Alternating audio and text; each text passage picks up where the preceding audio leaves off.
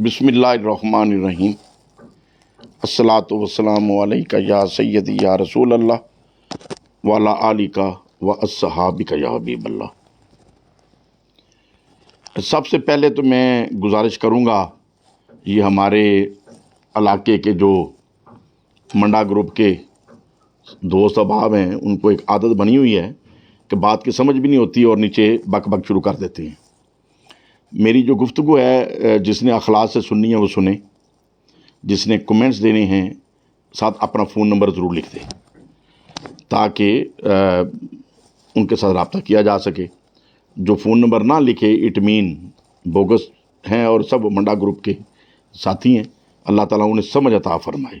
मैंने अरशद मंडा साहब को पहले भी रिक्वेस्ट की थी कि मेरी गुफ्तगू अब ना ही सुना करें, आपको चूँकि अच्छी नहीं लगती, और एहतियात किया करें, इसी में आपकी सेहत का राज है। और बाकी जो दोस्त अहबाब अहलियान इलाका सुने, गौर से सुने, जहाँ मेरी गलती है मेरी ज़रूर इस्लाह करें, जहाँ बेहतरी है उसको अप्रीशिएट करें और आगे शेयर भी करें ताकि अगर अच्छी लग रही है बात तो वो आगे लोगों तक जाए। देखिए, हम सब पाकिस्तानी हैं और सबसे ज़्यादा जो अव्वलीन चीज़ है वो हमारा ईमान है, और ईमान की हिफाजत के लिए ही हमने पाकिस्तान मांगा था। हमारे बुज़ुर्गों ने कुर्बानियाँ दी और पाकिस्तान हासिल किया। ईमान के बाद अगर कोई चीज़ हमारे लिए इम्पोर्टेंट है इज्तिमाई तौर पर तो वो पाकिस्तान है। पाकिस्तान के अंदर हमारे क्रिश्चियंस भी रहते हैं, माइनॉरिटीज़ भी रहती हैं, सिख कम्युनिटी के लोग भी हैं। वो नबी रहमत सल्लल्लाहु अलैहि वसल्लम ने हमें तरीका बताया हुआ है कि हमने अक़लीतों के साथ भी मोहब्बत करनी है, उनकी इबादत गाहों का भी तहफ़्फ़ुज़ हमने करना है। और अक़लीतों को भी चाहिए कि वो पाकिस्तान के अंदर और पूरी दुनिया के अंदर कम अज़ कम मुसलमानों की जो काबिल एहतराम हस्तियाँ हैं, मुसलमानों की जो काबिल एहतराम चीज़ें, उनका एहतराम करें। एहतराम नहीं कर सकते तो कम अज़ कम तौहीन ना करें, ऐसी बात ना करें जिससे इंतशार पैदा हो और गुस्सा है।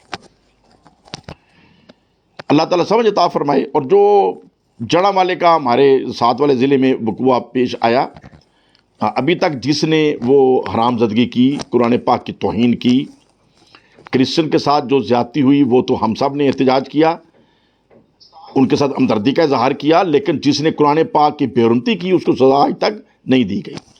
और ये हमारी अदलिया अदालतों का भी ये फॉल्ट है कि आसिया मलूना लानती औरत जिसने तौहीन रसालत की थी, उसकी वजह से हमारे गवर्नर एक मर्डर हो गए, उसकी वजह से मुमताज़ कादरी रहमतुल्लाह अलैह को ये कदम उठाना पड़ा।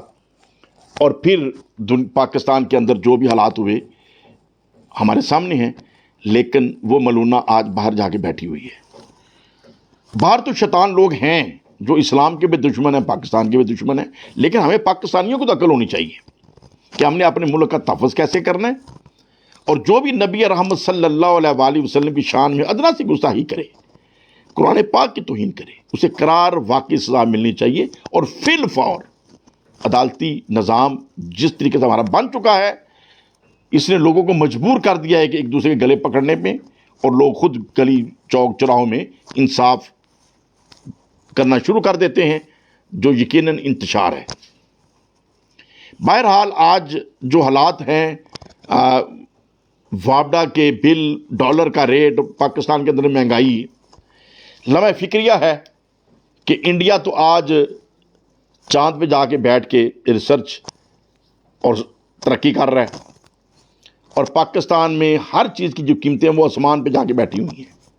डॉलर का रेट भी आसमान पे पहुंच गया है, थोम गंडे का रेट भी आसमानों पे पहुंच गया है, और हर चीज़, पेट्रोल और हर चीज़ इस हद तक महंगी हो चुकी है कि गरीब आदमी तो पहले ही पिसा हुआ था। आज जो मतवसत तबके के लोग हैं, कारोबारी जो लोग हैं, वो भी परेशान हैं कि उन्होंने अपने खर्चे कैसे पूरे करने हैं। अब ये वापडा के अंदर जो प्रॉब्लम पैदा हुई है और डॉलर रेट के अंदर जो प्रॉब्लम पैदा हुई, और सबसे पहले तो पहले भी मैंने मुबारकबाद दी थी, दोबारा मुबारकबाद दूंगा मौलाना फजल रहमान साहब को, मोहतरमा मरियम साहबा को, बिलावल साहब को, कि वो जो महंगाई मुकाने चले थे, महंगाई मुकाने का तरीका शायद उन्हें ये ढूंढा کہ اس قدر مہنگائی کر دو کہ عوام ہی مر جائے، اور آدھی عوام ہی مر جائے گی تو اپنی مہنگائی ختم ہو جائے گی، جب خریدنے والے تھوڑے ہوں گے تو مہنگائی ختم ہو جائے گی، پھر یہ نعرہ مارے گی دیکھا ہم نے مہنگائی مکا دی۔ بڑے افسوس کی بات ہے، اب میں کیا کہوں، لعنت بھیجنے کو جی تو چاہتا ہے لیکن شاید اچھا نہیں لگے گا کسی کو۔ بہرحال اللہ تعالیٰ انہیں سمجھ عطا فرمائے، پہلے بھی انہوں نے قوم کو خوب لوٹا اور اب بھی مسلسل لوٹنے میں انہوں نے کسر نہیں چھوڑی۔ میرا ایک عرصہ دراز سے، آج سے نہیں، عرصہ دراز سے نقطہ نظر رہا ہے، لیکن میں نے ابھی چند دن پہلے تھوڑی ریسرچ کی ہے چیزوں کی، یعنی کہ دیکھی ہیں، اسٹڈی کی ہیں۔ ایک نقطہ نظر میرا رہا ہے کہ پاکستان کے اندر بربادی کا اصل ذمہ دار یہ جمہوری لوگ ہیں۔ ہمارے تین ہم نے ادوار دیکھے ہیں فوجی، ایوب دور، ضیاء الحق کا دور، پرویز مشرف کا دور، تینوں نے حکومتیں کی ہیں تقریباً 10-10 سال۔ اس 10-10 سال حکومت کرنے والے کی اولادیں آج بھی ہمیں نظر آتی ہیں، ہمارے ساتھ ہیں۔ ایوب خان کے بیٹے بھی اسمبلیوں میں ہمیں ملتے رہے، ہم نے ان کا لائف سٹائل دیکھا ہوا ہے۔ ضیاء الحق صاحب کے صاحبزادے بھی ملتے جلتے رہتے ہیں، دوست ہیں، محبت کرتے ہیں، ہم نے ان کا لائف سٹائل دیکھا ہوا ہے۔ پرویز مشرف صاحب کی اولاد کو دیکھا تو نہیں، لیکن پرویز مشرف صاحب کا دبئی والا گھر میں نے دیکھا ہوا ہے، انہوں نے بلایا تھا ایک موقع پہ، میں گیا تھا ان کے پاس۔ لندن والا گھر میں نے تو نہیں دیکھا لیکن میرے دوستوں نے دیکھا ہوا ہے۔ تو پرویز مشرف صاحب کا جو ادھر اسلام آباد میں گھر ہے وہ میں نے دیکھا ہوا ہے، ذاتی جو ہے۔ اب یہ تین بندے جنہوں کی فوجی اقتدار رہا، ایک جملہ جمہوری لٹیروں نے عام کیا ہوا، جو فوج لوٹ گئی۔ یار مجھے سمجھاؤ، 10-10 سال جنہوں نے حکومتیں کی ان کی اولادیں آج عام اچھے شریف لوگوں کی طرح پھر رہی ہیں، اور یہ جو عوامی ووٹوں سے آئے جنہوں نے حکومتیں صرف 2-2 سال کی، 1979 سے لے کے 91 تک بے نظیر صاحبہ رہیں، پھر 91 سے 92 تک نواز شریف صاحب رہے، 94 تک، اور پھر آگے بے نظیر صاحبہ آ گئیں، اور پھر نواز شریف صاحب آ گئے۔ یہ 2-2 3-3 سال انہوں نے حکومتیں کی۔ 2-2 3-3 سال حکومتیں کرنے والے دولت کے اندر ڈوبے ہوئے ہیں، ڈوبے۔ سب کو پتا ہے، یہ بات ڈھکی چھپی ہے۔ آج اعجاز الحق کو بھی دیکھ لیں اور گوہر ایوب صاحب کے بیٹے عمر ایوب کو بھی دیکھ لیں، جمہوری لوگ ہیں، یہ بدماش لوگ ہیں، ڈاکو ہیں، ڈاکو۔ اب یہ ڈاکو پھر آ جائیں گے قیمے والا نان لے کے اور پلا کے پلیٹ میں بوٹی ڈال کے۔ ہماری عوام بیچاری سادی ہے، بوٹی کھا کے ووٹ دے دیتے ہیں اور بدنام کرتے ہیں پاک فوج کو، چڑھ دوڑتے ہیں فوجی نہیں کام کرنے دیتے، فوجی نہیں کام کرنے دیتے۔ کتنا تھا؟ 3 روپے 31 پیسے از اکول ٹو $1۔ اور انڈیا کا روپیہ کتنے کا تھا جب پاکستان بنا؟ 4 روپے 16 پیسے۔ منڈا صاحب اگر آپ بھی سن رہے ہیں تو سیکھ لیں، سمجھ لیں۔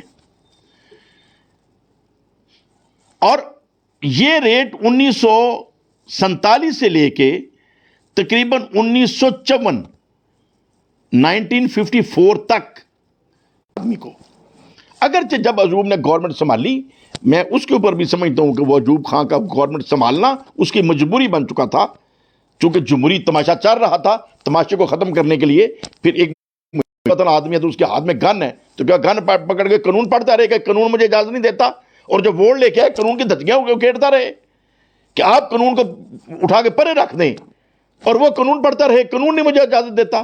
اس کی غیرت نے پھر اسے اجازت نہیں دی اور اس نے کنٹرول سنبھال لیا۔ باغیرت آدمی تھا، باحیا آدمی کا۔ ڈالر کے ساتھ ریٹ تھا 4 روپے 76 پیسے۔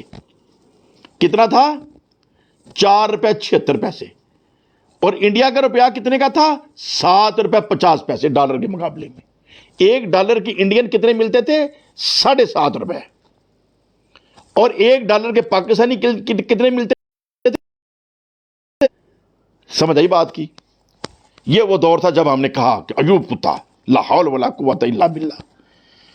اب جب جمہوری دور شروع ہو گیا، عوام کے ووٹوں سے آ گئے، بٹو صاحب آ گئے، ماشاءاللہ بٹو صاحب نکل آئے، تو بھٹو صاحب نے آتے ہی جو ڈالر کا ریٹ کر دیا، ایوب دور میں 3 روپے 31 پیسے سے لے کے 3 روپے 90 پیسے اور 4 روپے 4.5 روپے تک رہا، 4 روپے 76 پیسے تک میکسیمم گیا۔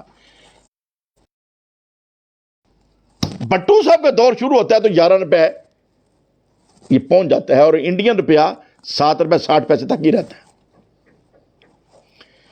اور بھٹو صاحب کا دور جب ختم ہوتا ہے تو ضیاء الحق صاحب آ جاتے ہیں۔ وہ جو ریٹ 11 روپے تک چلا گیا تھا، ضیاء الحق صاحب کے دور میں وہ 4 سنبھالا، اور آخری جب ان کی شہادت ہوتی ہے تو ڈالر کا ریٹ پاکستان کے ساتھ 18 روپے تھا، صرف 6 روپے بڑھے۔ وہ بھی ہمیں اس وقت برے لگتے تھے یقیناً، 12 روپے سے 18 روپے تک جب ضیاء الحق صاحب شہید ہوئے۔ لیکن انڈین روپیہ اس وقت کہاں تھا؟ پہلے انڈین روپیہ ہم سے کم تھا، اب انڈین روپے کی قیمت بڑھنی شروع ہو گئی اس دوران، اور انڈین روپیہ جو تھا وہ ہمارے مقابلے میں، ڈالر کے مقابلے میں تقریباً 14 روپے کا ہو گیا۔ ایک ڈالر روپیز، اور ایک dollar is equal to 18 Pakistani rupees. اب ضیاء الحق صاحب کو شہید ہو گئے، اللہ کو پیارے ہو گئے، اور یقیناً ان کو شہادت میں امریکہ کا ہاتھ تھا، اور امریکہ نہیں پسند کر رہا تھا ان کی جو اصلاحات چل رہی تھی، جو اسلامی تشخص کو بار رہے تھے۔ انہوں نے افغانستان سوچ کا بہرحال احترام کرتا ہوں، لیکن اس دور میں زرداری صاحب بھی ساتھ ساتھ تھے، جن کا پیٹ نہیں بھرتا تھا، جنہوں نے سنگ لگائی ہوئی تھی بھٹو خاندان کو۔ تو اس وقت ڈالر کا ریٹ یکدم ضیاء الحق صاحب کے بعد 20.5 روپے کر دیا گیا، پھر اگلے سال 21.5 روپے کا کیا، پھر اگلے سال 1991 میں 23.5 روپے کر دیا گیا۔ جب نواز شریف صاحب آ گیا 91-92 میں تو ڈالر 23 سے 25 روپے کر دیا گیا۔ 1993 میں ڈالر 28 روپے کر دیا گیا۔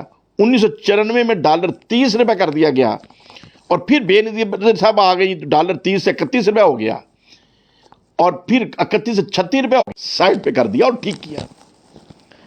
اور جب سائڈ پہ کر دیا تو جب پرویز مشرف صاحب نے جب 4 سنبھالا تو اس وقت ڈالر کا ریٹ نواز شریف صاحب کر چکے تھے 52 روپے، 52 روپیز، جو ایگزیکٹ فگر ملتی ہے 51 روپیز 90 پیسہ۔ اور انڈین روپیہ اس وقت کتنے کا تھا؟ 45 روپے میں۔ ایک dollar is equal to Indian 45 روپے۔ یہ دور ہے پرویز مشرف صاحب کا۔ اب پرویز مشرف صاحب جتنی دیر رہے، چونکہ وہ ظالم تھے، چونکہ وہ ڈکٹیٹر تھے، اور وہ جمہوری نہیں تھے، تو ڈالر کا ریٹ بھی اوپر نیچے نہیں ہوا۔ 10 سال رہے، 7 اور 8 تک ڈالر کا ریٹ تقریباً 51 روپے سے لے کے 60 روپے 61 روپے تک گیا، اس سے اوپر نیچے نہیں ہوا۔ سمجھائی بات کی؟ اب پھر جمہوری دور شروع ہو گیا، ووٹ لے کے جنہوں چونکہ نان کھلائے ہوئے تھے کیمے والے فلا کے 2010 میں 87 روپے کر دیا، 2011 میں 88 روپے کر دیا، 2012 میں 96 روپے کر دیا، 2013 میں 107 روپے، 2014 میں پھر 103، تھوڑا کم ہوگا نواز شریف دور میں، تھوڑا اس نے بہتری لانے کی کوشش کی کہ میں ذرا ثابت کروں میں بڑا اچھا آدمی ہوں۔ 2013 میں 107 سے 103 روپے کیا، اور 2015 میں پھر 105، اور 2016 میں 104، اور 2017 میں 110۔ تقریباً نواز شریف کا جو آخری دور تھا اس میں ڈالر کی اور روپے کی قیمت تقریباً بیلنس رہی، لیکن وہ 107 روپے سے 110 روپے تک رہی۔ اور لیکن پرویز مشرف جب دنیا سے گیا، یا جب حکومت ختم ہوئی، تو ڈالر 60 روپے کا تھا، اور آج جب نواز شریف صاحب کو ہٹایا گیا تو ڈالر 110 روپے کا تھا۔ یہ درمیان میں جو جمہوری دور رہا پرویز مشرف صاحب کا، اور پرویز مشرف صاحب نے زرداری صاحب کا اور نواز شریف صاحب کا، جو مک مکا کا دور ہے، جو لوٹ مار کا دور ہے، کہ جب مک مکا ہو گیا جمہوری، وہ کیا لندن میں بیٹھ کے انہوں نے کیا تھا، مساق جمہوریت، مساق لٹ مار۔ تو اس لٹ مار مساق کے بعد 60 روپے سے 110 روپے تک گیا، یعنی ڈبل سمجھ لیں آلموسٹ۔ تو اب مجھے یہ بتائیں، جو 3 ادوار ڈکٹیٹر کے ہیں اس میں تو ڈالر اوپر نیچے نہیں جاتا، یہ جمہوری دور میں اس کو آگ لگ جاتی ہے۔ اب عمران خان صاحب کا دور آیا، اب دیکھیں جب عمران خان صاحب آئے، پہلی بات تو یہ ہے، چونکہ میں صاف بات ہے، مجھے اس بات پہ فخر ہے کہ میں دینی ماحول میں تربیت حاصل کی، بزرگوں کے مسلح پہ لنگر شریف کھاتے اور کھلاتے بڑے ہوئے، اور پھر میں نے اکنامکس بھی پڑھی اور شوق سے پڑھی، اور میری کلاس کے جتنے پنجاب یونیورسٹی کے طالب علم تھے وہ سمجھتے تھے کہ اس کو اکنامکس آتی ہے، میرے ٹیچر بھی میرے سے خوش رہتے تھے۔ اور جب میں ضلع ناظم بنا تو اپنا بجٹ میں خود بناتا رہا۔ میں نے ڈی سی او صاحب اور اے ڈی او فنانس مرزا ابرار صاحب تھے اس وقت، آج کسی نہ کسی بڑے عہدے پہ ہوئیں گے، ان سے میں نے سیکھا ابتدائی طور پہ، اور پھر میں نے پہلا بجٹ بھی اپنا خود بنایا، دوسرا بھی خود بنایا، تیسرا بھی خود بنایا، اور جو میرے بجٹ تھے پورے پنجاب سے بیسٹ بجٹ گنے گئے۔ اب مجھے نہیں سمجھ آتی، میرے جیسا طالب علم ایک بجٹ بناتا تو پورے پنجاب میں چیف سیکرٹری کہتا جی دی بیسٹ ہے، تو کیا گدڑ سنگھی تھی میرے ہاتھ میں؟ صرف اخلاص تھا، حضور شیر رحمانی رحمۃ اللہ علیہ کے صدقے، نیک نیتی تھی۔ میرے جیسا بندہ بنا سکتا ہے تو آپ نہیں بنا سکتے؟ اسحاق ڈار نہیں کر سکتا؟ کیوں؟ اسحاق ڈار نے سوچنا ہے لوٹنا کیسے ہے، نواز شریف کی چوری کو پردہ کیسے ڈالنا ہے، گواہی جھوٹی کیسے دینی ہے، جھوٹی گواہی دے کے ملک سے فرار کیسے ہونا ہے، بھاگنا کیسے ہے، جب 24 گھنٹے لوٹنا کیسے ہے، اور چوری چھپانی کدھر ہے، پھر عدالتوں میں جھوٹ کیسے بولنا ہے، پھر ججوں کی ننگی فلمیں کیسے بنانی ہے، پھر ججوں کو بلیک میل کیسے کرنا ہے، پھر مریم نے اپنا وہ ساتھ لگایا ہوا ہے 24 گھنٹے ان بےغیرتوں کا دماغ جب لوگوں کو بلیک میل کرنے کی طرف جائے گا تو بجٹ اسحاق ڈار صاحب آپ کیسے بنائیں گے؟ آپ نہیں بنا سکتے۔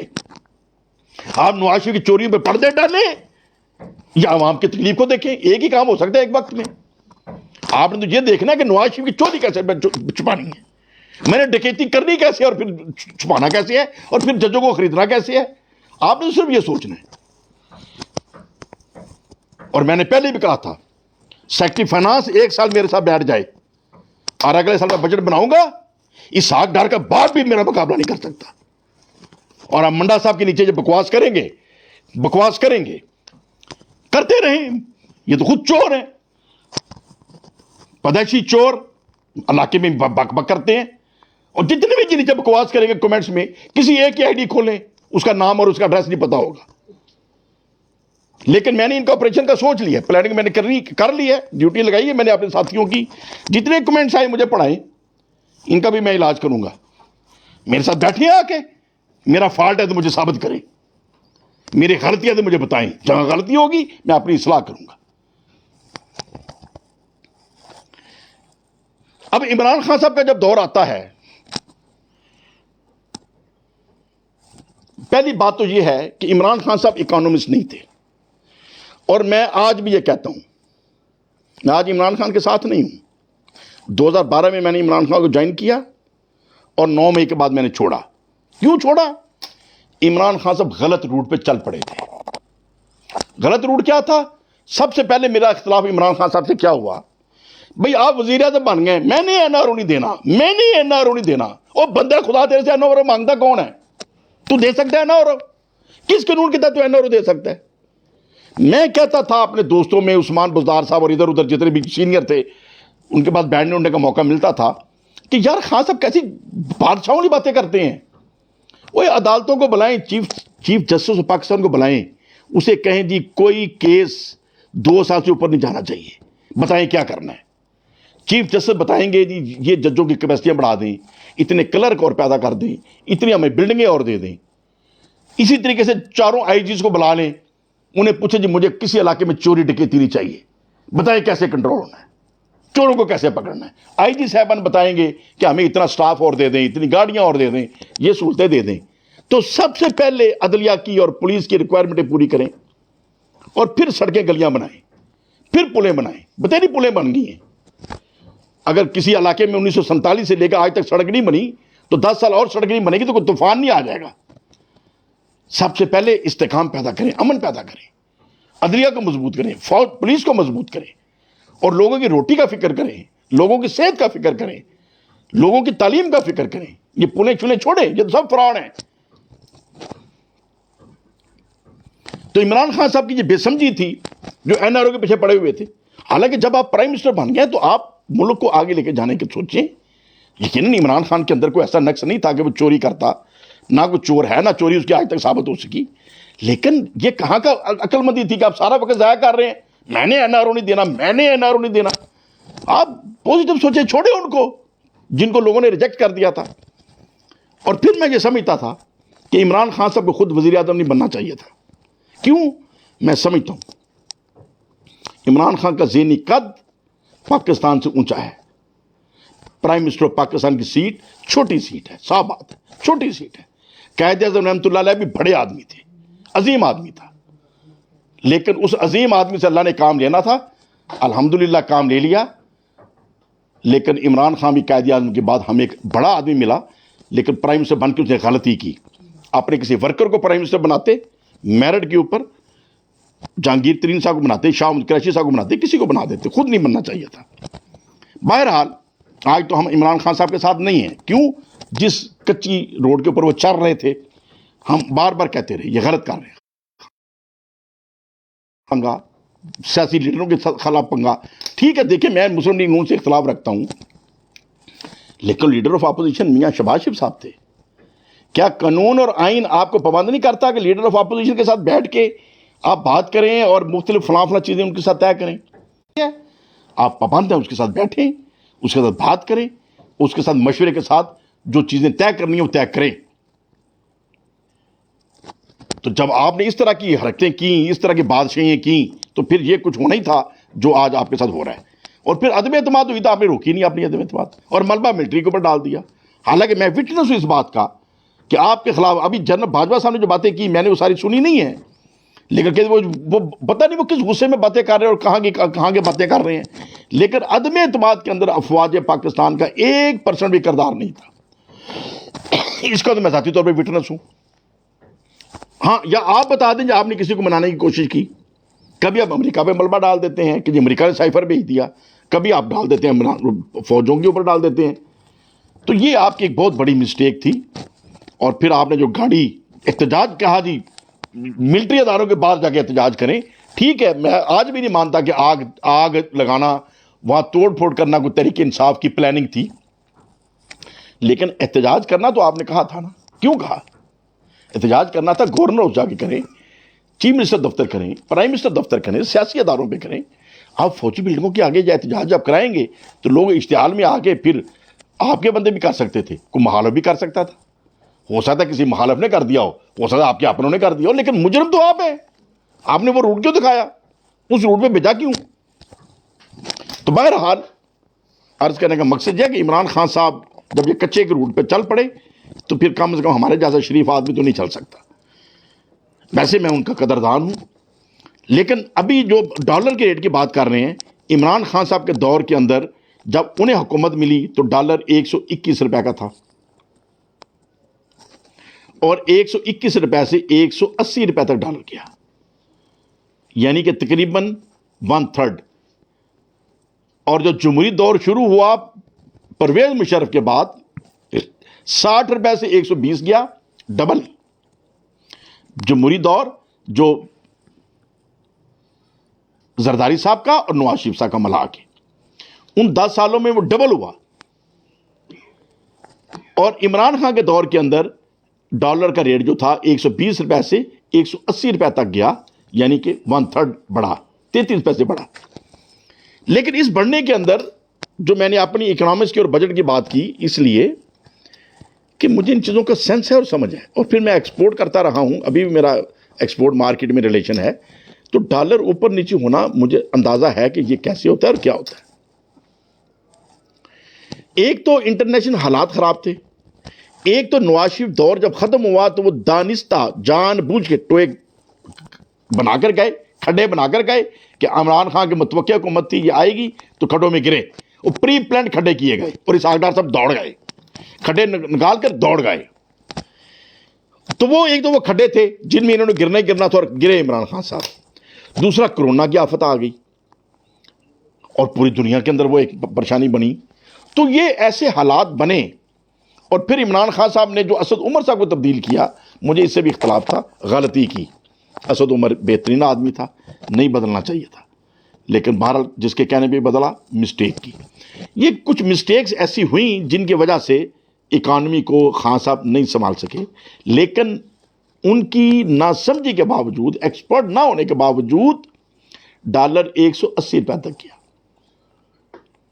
اور اس کے بعد سیانے آ گئے महंगाई मकाने वाले आ गए, फजल रहमान साहब, बेनज़ीर साहबा, मरियम साहबा और बिलावल साहब।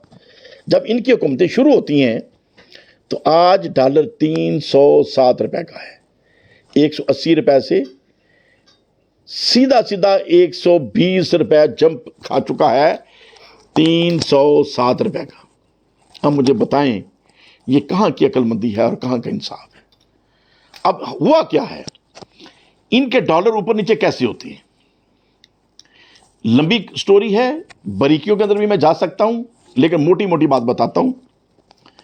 चूंकि ये लूटते हैं, मैंने एक साबित कर दिया कि जो मिलिट्री डिक्टेटर थे उनके दौर में डॉलर इस्तेकाम में रहा, जमहूरी दौरों के अंदर आग लगी। क्यों? ये जब लूटते हैं तो लूट के पैसा बाहर रखते हैं, ठीक हो गया। उसके बाद कारोबार तो ये करते नहीं है, कमीशन खाते हैं, इधर से लूटते हैं, बाहर जाकर रखते हैं। तो जब एक पैसा लूटा और बाहर जाकर रख दिया, तो जब डॉलर का रेट नीचे करेंगे तो ये रातों रात फिर अमीर डबल हो जाते हैं, इनके पैसे रातों रात अमीर हो जाते हैं। तो ये अपनी जाती जेब भरने के लिए पूरी कौम को आग में धकेलते हैं और अंदर से खुश होते हैं कि वेरी गुड, मेरे 1 अरब डॉलर था, उससे मुझे इतने रुपए मिलने थे, अब मेरे रुपए बढ़ गए। अब मैंने जब पुलाव के अंदर बोटियां डालूंगा और कीमे वाले नान खिलाऊंगा तो ये थोड़ा सा ऊपर प्रॉफिट है, इसे खिला दूंगा। तो इसलिए चूंकि ये लूटते हैं, लूट के पैसा बाहर रखते हैं, और इनको फिर डॉलर का रेट बढ़ाना इनकी जात के लिए फायदा है, मुल्क को बर्बाद करते हैं। अब पहले तो डॉलर 1947 से लेके 2018 तक जो डॉलर ऊपर जाता रहा है वो किसी हद तक थोड़ा थोड़ा थोड़ा थोड़ा थोड़ा, क्यों? कंपटीशन था पीपल्स पार्टी का और मुस्लिम लीग का, एक दूसरे से डरते थे। अब जो इमरान खान साहब ने कहा था ना कि दोनों इकट्ठे हो जाएंगे, जब इकट्ठे हो गए इमरान खान साहब अंदर चले गए, उनको पता लगा खान का रास्ता तो अब जगह है ही नहीं, फारग है, उसके तो बंदे ही उसको छोड़ गए, अब हम ही रह गए, हम इकट्ठे हैं। फजल रहमान साहब भी साथ दुआएं देने के लिए साथ लग गए। अब जब सारे चोर इकट्ठे हो गए, अब रोकने वाला कौन है, अब बचाने वाला कौन है? अब इन्होंने लगाई आग कि लगा दो आग, अब हमें कौन पूछेगा, अब हमारी मुखालफत कौन करेगा? तो जी खुल के ये लूटा गया और जी खुल के ये 1.5 साल के अंदर तबाही फैला दी गई कि अब पूछने वाला कोई नहीं है, क्योंकि कंपटीशन जिनके साथ जिनका डर था वो तो मिले हुए हैं। क्या जरदारी साहब कहेंगे नवाज शरीफ ने गलत किया? क्या नवाज शरीफ साहब कहेंगे जरदारी ने गलत किया? क्या फजल रहमान साहब कहेंगे जिन्होंने लूटा? क्या अदारे कहेंगे इन्होंने लूट लिया? सब तो इकट्ठे थे, अदारे भी इनको सपोर्ट कर रहे थे अपनी मजबूरी की वजह से, खान साहब की बेसमझियों की वजह से। तो बहरहाल ये एक स्क्रीन जो मैंने दी है, इस स्क्रीन का मतलब ये क्या है? इसका मतलब ये है कि जमहूरियत पाकिस्तान के मसाइल का हल नहीं है। अल्लाह ताला ऐसी जमहूरियत से पाकिस्तान को महफूज रखे, और जो मिलिट्री दौर रहे बेहतरीन दौर रहे, और आज भी पाकिस्तान में इस्तेकाम की ज़रूरत है, इस्तेकाम पार्टी की नहीं। इस्तेकाम जिस तरीके से भी आए उस तरीके से इस्तेकाम आना चाहिए, और मिलिट्री अदवार जो साबका रहे उसमें पाकिस्तान में इस्तेकाम रहा। अच्छा, अब जो वापडा की जो बात है, देखें इसके अंदर एक जो इन्होंने बदकिस्मती है कि इसके अंदर जितनी भी चोरी है इसके अंदर डाली हुई है। इसमें मैंने प्राइम मिनिस्टर पाकिस्तान को 2-3 मशवरे दिए हैं, अगर वो मान जाएं, अगर उन्हें समझ आ जाए जो वो कर सकते हैं फौरन। जो IPPs के साथ इन्होंने चोर बाजारी वाले रेट पैदा किए और अपने खाबे रखने के लिए पीछे कमीशनें, ताहयात कमीशनें इनको जो मिल रही हैं पीछे, चूँकि पीछे इनकी शेयर होल्डर हैं सारे IPPs के साथ, पीछे रिसर्च करें तो पीछे यही लोग हैं। 1994 में पहली दफ़ा बेनज़ीर साहबा ने IPPs के साथ ये सौदा किया, जो बत्ती मसूनी बत्ती खरीदने वाला जो तेल से बनती है। तो जिस कंपनी से सौदा किया 1994 में बेनज़ीर साहबा ने, उसी कंपनी ने उसी साल, 1 साल पहले बल्कि, सौदा किया बांग्लादेश के साथ उसी साल। तो बांग्लादेश को वो सस्ती बत्ती दे रहे थे और पाकिस्तान को महंगी दे रहे थे। अब ये उस वक्त बहस चली थी कि ये क्या चक्कर है कि वही कंपनी पाकिस्तान में महंगी देती है, बांग्लादेश को सस्ती देती है। फर्क क्या था कि बांग्लादेशी किसी ने ये नहीं कहा था मेरा हिस्सा बीच में रखो, जब किसी ने हिस्सा नहीं रखा था तो सस्ती बत्ती थी। जब पाकिस्तान की मैनेजमेंट मोहतरमा बेनज़ीर साहबा की सुपरविजन में उनका जो मेरे हिस्सा भी रख, उन्होंने कहा लो जी थोड़ा भी रख देने तो रेट पर है जे। उसके बाद नवाज शरीफ साहब आए, उन्होंने कहा वही बेनज़ीर खबा खा गई, انہوں نے کہا یہ تو پھر میں بھی کم کرنا چاہیے تھا. 1900 جب نواز شریف صاحب آئے انہوں نے بھی کمپنیاں جو آگے ریٹ بڑھائے, اور پھر انہوں نے کیا سیانہ پن کیا کہ ہمیں اگر 100 یونٹ کی ضرورت تھی, انہوں نے کہا 200 یونٹ دلا دو جناب پلانٹ. مقصد کیا, میرے کھابے بڑھیں, وہ یونٹ لگا دیے. ٹھیک ہے نا. اب یہ موٹر ویز جو بنی اور اب یہ لاہور میں جو ریل گاڑیاں چلیں صرف شوق پورے کرنے کے لیے, مجھے بتائیں کوئی ایک بندہ پاکستانی بتا دیں جس نے درخواست دی ہو آ کے شہباز شریف صاحب کو کہ جناب ریل گاڑی چلاؤ ورنہ لاہوری پارٹی نے سڑک کو جایا جاتا. ملتان میں بھی آپ نے یہ تماشا کیا, ہر جگہ بھی یہ تماشے کیے کھابے کھانے کے لیے. یہ کس کی ضرورت ہے ریل گاڑی چلانا؟ اربوں روپیہ آپ نے لگا دیا, اربوں روپیہ لگا دیا, بیڑا گرک کیا آپ نے. کون ریل گاڑی, اب سفر تو لوگ کریں گے, سفر تو لوگ کرتے ہی ہیں, لیکن ضرورت کس کی تھی؟ کس نے درخواست دی تھی آگے جناب مہربانی کرو یا ریل گاڑی ضرور چلاؤ جناب تلواری پارٹی. حد ہوگی آپ کی. سب سے پہلے لوگوں کی روٹی پوری کریں جو کی جا سکتی ہے. ایک بندہ بھی بھوکا مرے تو پرائم منسٹر پاکستان کو خودکشی کر لینی چاہیے. دوسرے نمبر پہ علاج معالجے کا انتظام کریں. ایک بندہ بھی علاج کے بغیر مر جائے تو وزیر اعظم کو مر جانا چاہیے. تیسرے نمبر پہ ایجوکیشن کا انتظام کریں. ایک بچہ بھی اسکول جانے کی عمر والا اسکول سے باہر نہیں ہونا چاہیے. جب یہ روٹی, علاج اور اسکول اس کو کر جائیں. میں جب ضلع ناظم تھا 2005 میں 6 میں 7 میں, اس وقت میں نے یہ ورکنگ کی تھی اور میں نے ضلع کی ورکنگ کے اندر یہ ثابت کر دیا تھا. ہیلتھ اور ایجوکیشن تو ہم نے پروف کر دی تھی کہ کوئی بندہ دوائی سے محروم نہیں رہے گا. اور پورے شیخو پورے کے 65 ہسپتالوں کے اندر ہم نے زچہ بچہ فری کیا. جب سے میرے سے پہلے صرف 3 ہسپتالوں میں تھا. کون سی گدڑ سنگھی تھی میرے پاس کہ 3 ہسپتالوں سے میں نے 65 ہسپتالوں کے اندر زچہ بچہ کی وارڈیں بنا دی. شیخو پورا ڈی ایچ کیو میں چلڈرن وارڈ نہیں تھی, میں نے شروع کرائی. ہاتھوں کے چلڈرن وارڈ یہاں نہیں ہے, چلڈرن وارڈ میں نے بنوائی شیخو پورے میں. ٹی ایچ کو ہسپتال شروع کرایا اور 65 ہسپتالوں کے اندر میں نے زچہ بچہ کے واڑے بنوائی اور میڈیسن فری کی. اور میں نے ای ڈی او ہیلتھ کو یہ کہہ دیا اگر سرکاری ہسپتال کی پرچی مجھے دکان سے نظر آ گئی نا, وہ ایم ایس ویر ہسپتال میں نہ آئے, وہاں سے دوائی دیں. غریب لوگ جاتے ہیں ان کو پرچیاں دیتے ہیں. انہوں نے کہا جو دوائی نہ ہو وہ پیسے کہاں سے لیں؟ میں نے کہا پیسے میرے سے لیں, ہم ضلع کونسل سے پیسے دیں گے, لیکن غریب بندے کو آپ نے دوائی دینی ہے اس کو چٹے نہیں دینی. اور الحمدللہ ہم نے یہ پروف کیا. تو میاں جلیل شرپوری کر سکتا ہے تو چیف منسٹر پرائم منسٹر نہیں کر سکتا. پھر ہم نے یہ پلاننگ کی کہ شیخو پورے کا ایک بچہ نہیں ہونا چاہیے جو سکول جانے کی عمر کا ہے اور سکول نہیں جاتا. اس وقت کی ای ڈی او ایجوکیشن, اس وقت کے ڈی سی او, اس وقت ہمارے یو سی ناظمین سب گواہ ہیں. یہ میاں جلیل شرپوری نے کیا یا نہ کیا؟ ہم نے پورے شیخو پورے کا سروے کرایا. ایک ایک گھر کے اندر یہ مردم شماری کی طرح نمبر لگائے, کتنے بچے ہیں, کتنے اسکول جاتے, کتنے نہیں جاتے. جو نہیں جا رہے تھے ہم نے اسکولوں میں بھیجے, جہاں اسکول نہیں تھے ہم نے اسکول کھولے, جن کے پاس کتابیں نہیں تھے ہم نے کتابیں دی. اور ہم نے یہ پروف کیا کہ ایک بچہ نہیں ملنا چاہیے شیخو پورے میں کہ جو اسکول جانے کی عمر میں ہے اور اسکول نہیں جاتا. اور اگر میاں جلیل شرپوری کر سکتا ہے تو آپ کیوں نہیں کر سکتے؟ کیونکہ آپ کی توجہ لوٹ مار کی طرف ہے. لوٹنا کیسے ہے, چوری کیسے کرنی ہے, پھر چوری کو چھپانا کیسے ہے, پھر عدالتوں کو بلیک میل کیسے کرنا ہے, پھر ان کی فلمیں کیسے بنانی ہیں, پھر ان کو ڈرانا کیسے ہے. جب 24 گھنٹے آپ دل تو کرتے 6-10 گالیاں نکالوں آپ کو, دن رات جب آپ یہ سوچیں گے تو آپ کو کام کرنے کی کب سمجھ آئے گی. آج جو وابڈا کا جو بحران ہے اس کا ایک ہی حل ہے. سب سے پہلی بات تو یہ ہے کہ جو چوری ہے اس کو ختم کریں, روکیں. 2 ماہ میں رک سکتی ہے.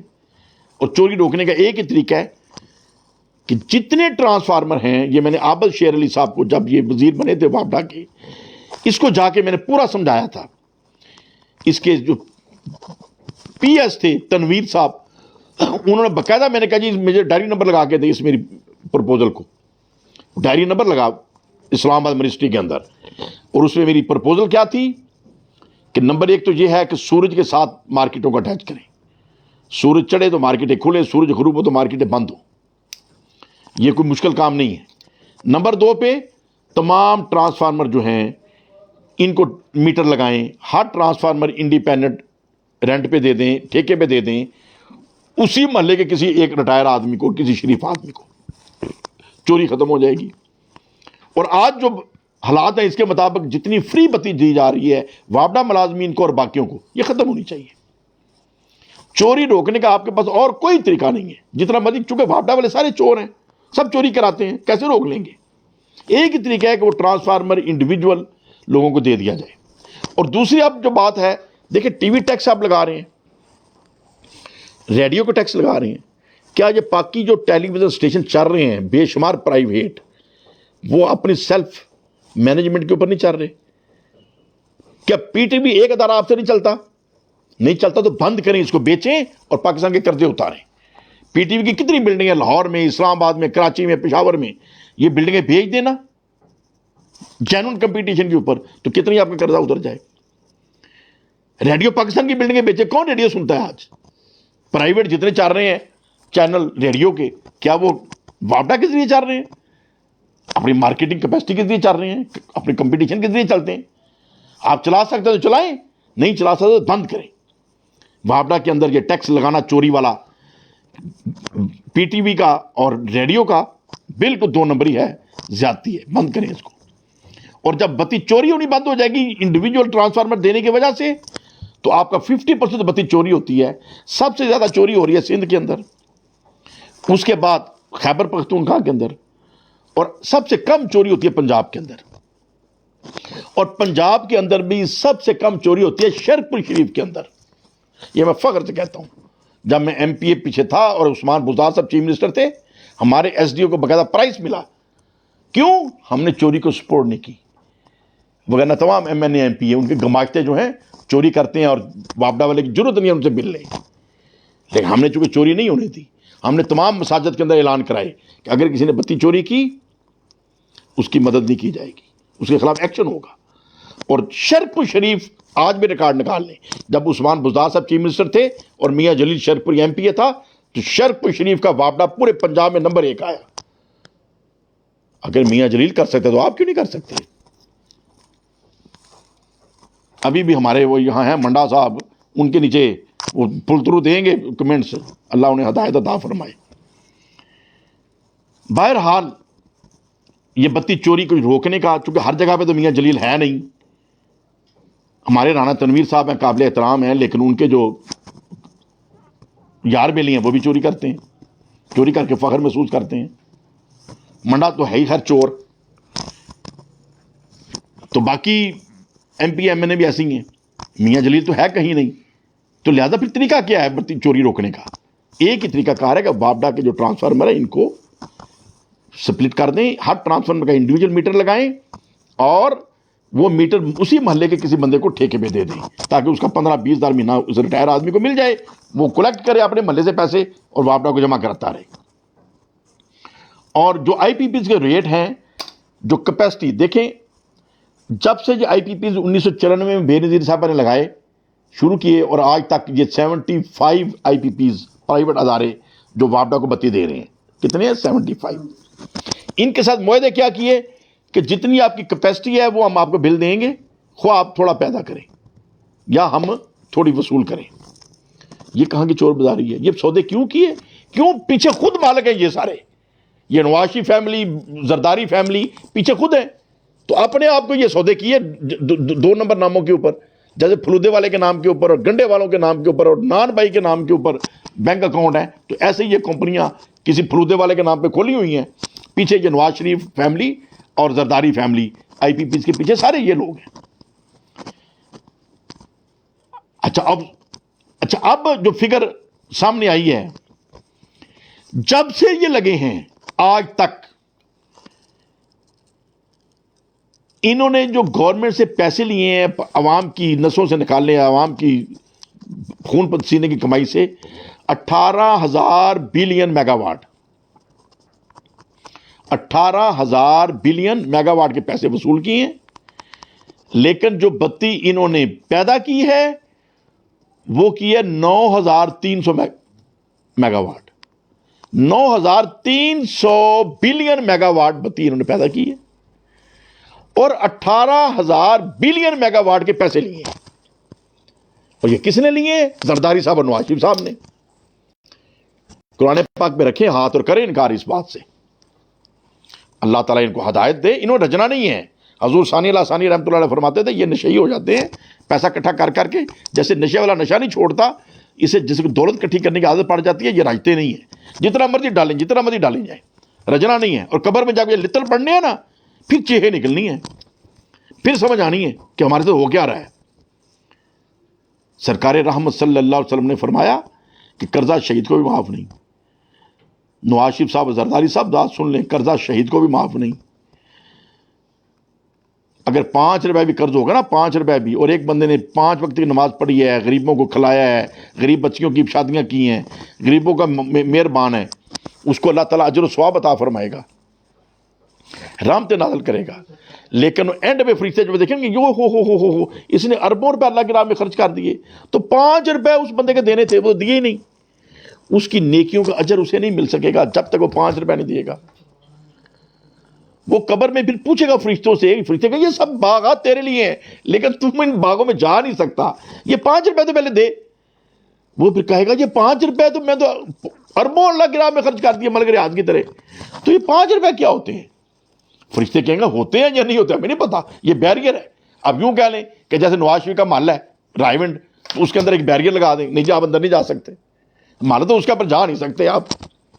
تو اس طریقے سے وہ جنت میں بھی قبر کے اندر رکاوٹ کھڑی ہو جائے گی. اور پھر وہ بندہ پوچھے گا، یہ بات جو بتا رہا ہوں یہ سرکار تو عالم صلی اللہ علیہ وسلم نے جو باتیں بتائیں، بندہ پوچھے گا پھر میں کیا کروں، میرے بیٹے کو بتا دے، وہ تو لاکھوں روپے میرے نام پہ خرچ کرتے ہیں، یہ 5 روپے بھی دے دیں گے. انہیں کہ لاکھوں اللہ کے راہ پہ جو دیتے ہیں اس کا تمہیں ثواب مل رہا ہے، لیکن 5 تو اس کے دے نا، اس کے 5 روپے تو دیتا نہیں ہے. تیرے بیٹوں کو اب ہم تو نہیں بتائیں گے، وہ تو دنیا میں ہے، تو قبر میں ہے. پھر وہ سوچے گا پھر اس کا حل کیا ہے. فرشتے کہیں گے اب اس کے لیے تم اپنی نیکیاں اس کو دے دو، یہی حل ہے. وہ کہے گا مجبور ہو کے کہے گا ٹھیک ہے چلو پھر میری کچھ نیکیاں اس کو دے دو. تو نبی پاک صلی اللہ علیہ وسلم ارشاد فرمایا جب پہاڑوں کے برابر نیکیاں چند روپوں کی بدلے جائیں گی، اس وقت پچھتائے گا کہ کاش میں دنیا میں یہ 5 روپے دے کے آتا. تو نواز شریف صاحب اور زرداری صاحب اور فضل الرحمان صاحب، آپ نے بھی اتنا بڑا ٹھڈ پیدا کیا ہوا کھا کے 5 روپے معاف نہیں ہونے. جو ادھار لیا ہے پیار محبت سے نیک نیتی سے بندہ بھول گیا، جو لوٹا ہے وہ معاف ہو جائے گا، جو لوٹا ہے وہ معاف ہو جائے گا. نواز شریف خوف کرو مرنے والے ہو، اگلی زندگی ٹھیک کرو، یہاں کے ملات کام نہیں آنے، یہاں کے ملات کام نہیں آنے، اگلی زندگی ٹھیک کرو. آج ہی معافی مانگو قوم سے، پوری قوم سے معافی مانگو تو شاید قوم اگر وہ بھی معاف کر دے جن کو لوٹا ہے.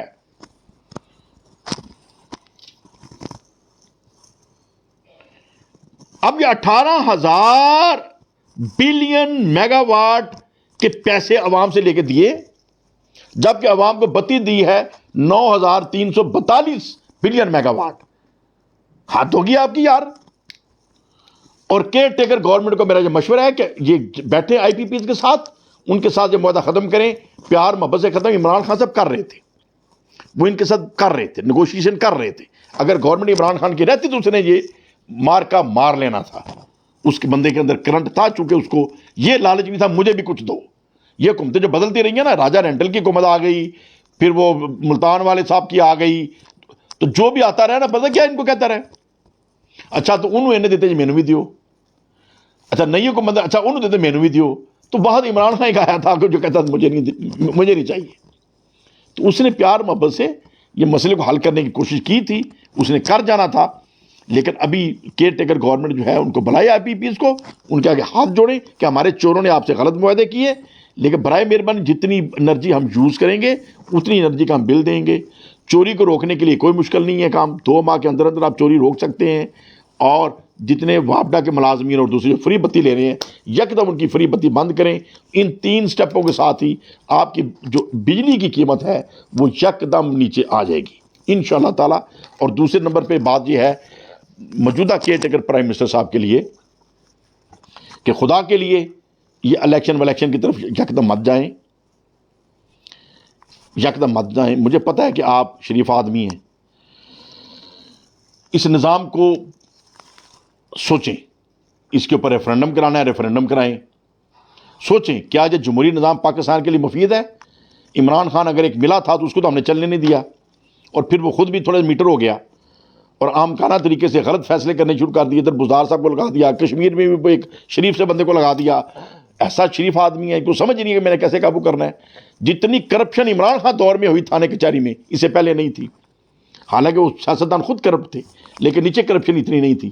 لیکن عمران خان خود اگر ٹھیک تھا, نیچے کرپشن عام تھی. تھانے کچہری میں جتنی کرپشن عمران خان کے دور میں ہوئی پہلے نہیں تھی. ڈی سی اور ڈی پی پیسے دے کے لگتے رہے ہیں. تو یہ آپ کی کارکردگی تھی.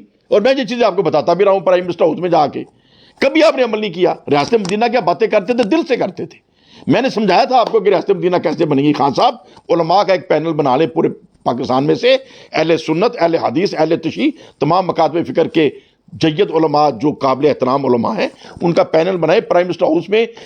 ہر 2 ماہ بعد ان کی ایک میٹنگ رکھے 2-4 گھنٹے کی, ان کے ساتھ ڈائلاگ کریں, ان کو اپنے کارکردگی بتائیں, ان سے مشاورت لیں. یہ علماء صحیح رہنمائی کریں گے.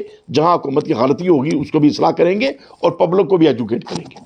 آپ نے میری تجویز پسند بھی کی. آپ نے ملٹری سیکٹری کی ڈیوٹی لگائی, بریگیڈیئر احمد صاحب کی, وہ میرے سے رابطے میں بھی رہے, لیکن بعد میں یہ کام ختم ہو گیا. چوری چکاری کو روکنے کے لیے بھی آپ کو میں نے پورا فارمولا بتایا. آپ نے وہ جس کو صدر بنایا ہوا تھا پورے پاکستان کا, سیف اللہ نیازی کی ڈیوٹی لگائی عمران خان صاحب وزیر اعظم ہاؤس میں کہ شرک پور صاحب کے ساتھ بیٹھ کے یہ کام کرو یار. اس نے میرے سے ٹائم بھی بنایا. چودھری اعجاز صاحب کے لاہور کال چلی گئی کہ بھئی وہ میٹنگ ہے اور شرک پور صاحب کے ساتھ یہ میٹنگ کرنی ہے. تو چودھری اعجاز صاحب میرے سے پوچھنے لگے یہ کیا میٹنگ رکھوا دی ہے. میں نے کہا سر میں نے یہ میٹنگ رکھی ہے کہ یہ جو چوری چکاری فراڈ جو نیچے ہو رہے ہیں ان کو جو کنٹرول کرنا ہے, اس کا ایک طریقہ کار ہم ڈھونڈ لیں. اور طریقہ کار میرے پاس تھا جو میں نے بتایا. خان صاحب کو انہوں نے پسند کیا, لیکن اس کے اوپر پھر پراپر ورکنگ کے لیے ٹائم رکھنے کا مقصد تھا. تو سیف اللہ نیازی نے بھی 2-4 دفعہ ٹیلی فون پہ رابطے میں رہا اپنی طرف سے. پھر میسج آ گیا جب وہ مصروف بہت ہیں تو وہ میٹنگ ابھی نہیں ہوتی, پھر ہوگی. تو ایک دفعہ ایسا نہیں ہوا. 9-10 میٹنگیں میری عمران خان صاحب سے ہوئیں. خان صاحب کو پتہ ہے ایشوز کے اوپر, اور ہر میرے ایشو کے اوپر انہوں نے تائید کی, پسند کیا, لیکن عمل کسی کے اوپر نہیں کیا. تو پہلے تو میں سمجھتا تھا کہ پتہ نہیں میری بات کو لائٹ لیتے ہیں, لیکن جب اعتزاز احسن صاحب نے کہا کہ خان بات سنتا ہے عمل نہیں کرتا, تو پھر سمجھ آئی یار یہ ہے ہی میٹر انسان, اس کا میٹر ہی خراب ہے. کہ جب اعتزاز احسن کی بات آپ سنتے ہو تو عمل نہیں کرتے, تو خان جی کون آپ کو کہ آپ عقل مند آدمی ہو؟ اس کا مطلب آپ کا میٹر تھوڑا سا پرابلم ہے. جیسے ہمارا ظریف خان کا میٹر ہے ایسے ہی آپ کا میٹر خراب ہے. تو لہٰذا میں نہیں سمجھوں گا کہ عمران خان کو دوبارہ برسے اقتدار آنا چاہیے. نہ نہ نہ نہ نہ, اللہ بچائے عمران خان صاحب سے دوبارہ. ہاں لیکن کیئر ٹیکر پرائم منسٹر کو سوچنا پڑے گا کہ آخر اس کا حل کیا ہے. اس کا حل جمہوریت پاکستان کا حل نہیں ہے. ہاں صدارتی نظام لے کے آئیں, متناسب نمائندگی کے اوپر لے کے آئیں, وہ ایک سولوشن ہے, اور اس کا فارمولا سوچنا پڑے گا. اس کے لیے ریفرینڈم کرا لیں, اس کے لیے عدالت سے رجوع کر لیں, اس کے لیے کوئی طریقہ کار سوچ لیں, لیکن خدا کے لیے الیکشن پاکستان میں مت کرائیں. اور یہ ڈرامہ نواز شریف, زرداری اور عمران خان, یہ سب ڈرامے بند کر دیں, بند کر دیں یہ ڈرامے. اللہ تعالیٰ پاکستان کا حامی و ناصر ہو, اور وطن عزیز پاکستان کو صحیح سمت پر ہم لے چلیں, جس سمت کے لیے ہمارے بزرگوں نے قربانیاں دیں. پاکستان زندہ باد, پاکستان پائندہ.